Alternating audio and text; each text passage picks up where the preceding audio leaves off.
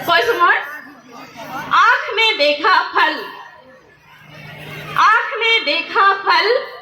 मन में लालच हुई अब आँख फल तोड़ने जा नहीं सकता गए कौन पैर भरी आँख ने देखा फल गया पैर लेकिन पैर फल तोड़ नहीं सकता किसने तोड़ी हाथ ने आँख ने देखा गए पैर तोड़ा हाथ ने लेकिन खाया जिसने उसने रखा नहीं गया पेट में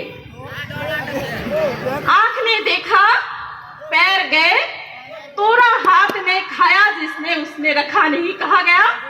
पेट में गया लेकिन जब माली ने देखा तो डंडा पड़ा कहाँ पीठ पे अब पीठ ने बोला हाय मेरा क्या कसूर जब डंडा पड़ा पीठ पर आंसू निकले आंख से देखा किसने था सबसे पहले आंख ने है ना अब आंसू कहां से निकले आंखों से तार माने की চকুৱে দেখিছিল আৰু চকুৰ পৰাই পানী ওলাইছে তাৰ মানে কৰ্মফল ভোগ কৰিবই লাগিব আমি প্ৰতিজন ব্যক্তিয়ে আমি যি কৰ্ম কৰিম তাৰ ফল আমি ভোগ কৰিব লাগিব ফলটো কোনে দেখিছিলে চকুৱে দেখিছিলে আৰু অৱশেষত মাৰ খোৱাৰ পিছত চকুৰ পৰাই পানী ওলাইছিলে মাজতে কিছুমান কাহিনী কিন্তু হৈ গ'ল তো আজি তোমালোকে ছাত্ৰ ছাত্ৰীসকলক উদ্দেশ্য কৈছো আজি তোমালোকে যি কৰ্ম কৰিবা ভৱিষ্যতত তোমালোকে তাৰেই ফল পাবা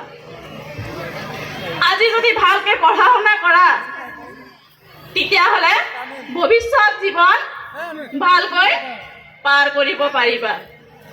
এতিয়া মা দেউতাৰ ঘৰত আছা